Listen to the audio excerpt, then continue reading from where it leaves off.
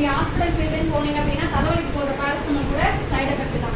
இப்போ அது மட்டும் இல்லாமல் இப்போ நிறைய இந்த இதில் பார்த்துருப்பீங்க, இந்த வெயில் காலத்தில் பேரசிட்டமால் யூஸ் பண்ணக்கூடாதுன்னு சொல்லிட்டு வாட்ஸ்அப்லாம் மெசேஜ் போட்டுருக்காங்க. அப்போ தலைவலி ஜுரத்துக்குன்னு போடுற ஃபர்ஸ்ட் டாக்டர் கொடுக்குற மாதிரி என்னது பேரசிட்டமால் தான். அதுவே போடக்கூடாது அப்படின்னா அப்போ எவ்வளோ சைடு எஃபெக்ட் இருக்குன்றதை அவங்க ஒத்துக்கிறாங்க இல்லையா?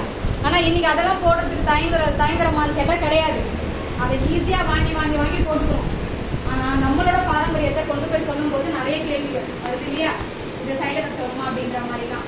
இன்னைக்கு வந்து பார்த்தீங்க அப்படின்னா இன்னைக்கு தலைவலிக்கு போகிற பேரசிட்டமால் கூட எவ்வளோ சைடு எஃபெக்ட் இருக்குன்னு தெரிஞ்சவங்க தான்.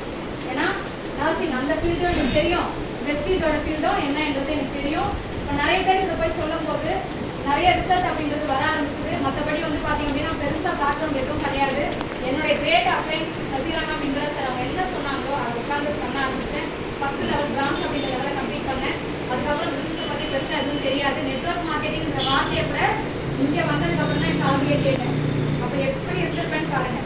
பேருக்கு தான் நர்ஸு, ஹாஸ்பிட்டல் விட்டால் வீடு விட்டால் ஹாஸ்பிட்டல், வேறு எதுவுமே எனக்கு தெரியாது. அப்படி தான் என்னோட உலகம் இருந்துச்சு.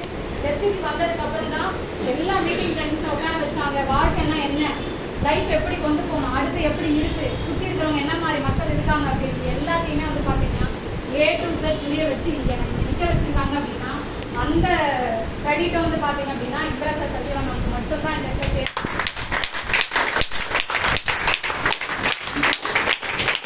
ஒவ்வொரு நிமிஷமும் வந்து அவங்களுக்கு நான் நன்றி சொல்லிட்டே தான் இருக்கணும். அப்பேற்பட்ட ஒரு இடத்துல தான் இங்கே நிற்க வச்சுருக்காங்க. அது மட்டும் இல்லாமல் 33 ரூபாயில் ஆரம்பித்த வருமானம் இன்னைக்கு 25,000 ரூபாய் தாண்டி போயிருக்கு.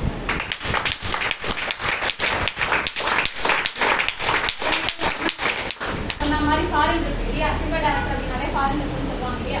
ஹாஸ்பிட்டலில் எத்தனை வருஷம் 10 வருஷம் வேலை செஞ்ச எக்ஸ்பீரியன்ஸ் இருக்கு எனக்கு. அங்கே வந்து பார்த்தீங்க அப்படின்னா குயின்ஸ்லாண்ட் அந்த மாதிரி தான் கூப்பிட்டு போயிருக்காங்க. ஒரே ஒரு டைம் போயிருக்காங்க அந்த 10 வருஷத்தில். ஆனால் வெஸ்டீஜில் வந்துட்டு என்னுடைய கெரியரை நான் ஸ்டார்ட் பண்ணி முதல் முறையாக இந்த